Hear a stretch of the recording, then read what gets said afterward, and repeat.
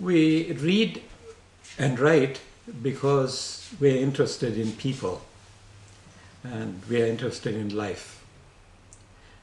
When I was talking about craft of fiction, I have glossed over talking about characterization, and I need to elaborate a little bit more about portrayal of characters, delineating of characters, how characters are crafted. Readers are interested in our stories because they are interested in characters, they are interested in people. They will be able to identify with the characters that we portray if our characters are convincing, if our characters are believable, if they are lifelike. Now, this is the great challenge for the writer, to present characters who are credible, who are convincing, that the readers can identify with. In fact, you might say that characters are essential part of stories, or story writing. Sometimes it is asked, can we have stories without characters? That's an interesting question, and it needs to be addressed because there are all kinds of stories being written. Of course, it is possible to write stories without characters. We can write stories about animals, we can write stories about trees, we can write stories about furniture, we can write stories about houses. But even then, when we write stories about these things, about animals, about houses and furniture and forests, we're still portraying characters. The qualities that we give to characters, now we give to these objects. So character is still an essential part of storytelling. There are anti-stories which tries to go against the conventional grain of story writing in order to contrive something new, something fresh, something original. So it is possible to have stories about anything, but people remain the most interesting aspect of story writing.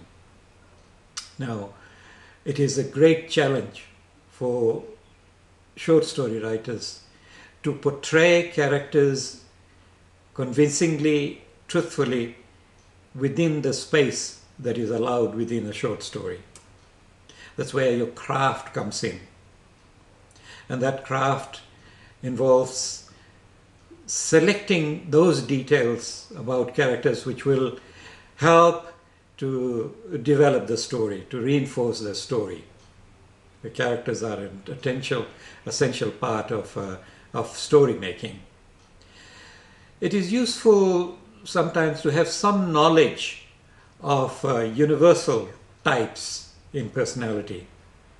It will help us in thinking about characters, in developing characters, in living with the characters that we develop in stories.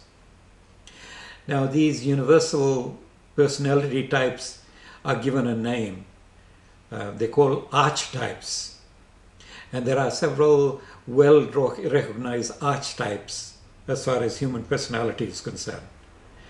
So it is a very useful thing to know, it's useful knowledge for writers to have some understanding of how archetypes are created.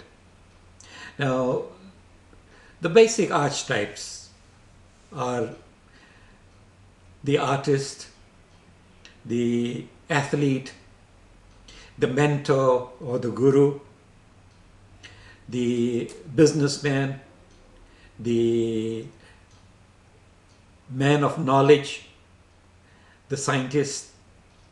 These are basic archetypes, and each of these archetypes has certain attributes, certain characteristics. For example, the artist may be temperamental. He may be moody, he may be changeable. Similarly, the sports person would be somebody who is competitive, who is strong-willed, who wants to succeed, and so on. And therefore, the writer who has some knowledge of the archetypes can recognize these in the people they create. I do not say that we should all begin with an archetype. It is in the process of writing that you might discover the archetype.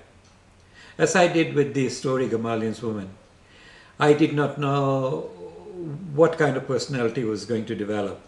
I knew at the beginning only the fact that this woman had died and she had risen from the dead. But as I began to write about her, I discovered that she belonged to a certain kind of archetype, certain kind of personality type. And in the end, she becomes an artist, a storyteller. She begins by being a worldly person. She fails, but gradually discovers the strength that is within her. And that strength is in being an artist, being a storyteller. Now, I discovered this during the process of writing, and I think this is a better way to proceed rather than to begin with a formula and have an archetype at the start. Now, I believe that characters ought to be developed in a story in such a way that eventually there is a change. There is a radical change in the woman that I had created. From a worldly person, she becomes a creative person. That's a great transformation, a great change. Now, readers want to see change. They want to see change in a personality. They want to see change in a character. Similarly, the moviegoers, they want to see change. Now, without change, you cannot have a story. Change is an essential part of life. It is an essential part of human personality. And therefore, the stories that we create should have characters who grow and change. Now, characters can grow and change in many different ways. They can grow and change physically. They can grow and change emotionally. They can grow and change spiritually. Now, in order for a character to change in these ways, you have to have characters who have a certain personality, who have a certain kind of roundedness. For example, if you want your character to change emotionally, if you want your character to change spiritually, then you've got to create a character who has a spiritual life, who has an emotional life. Now, these kind of characters are what we call round characters.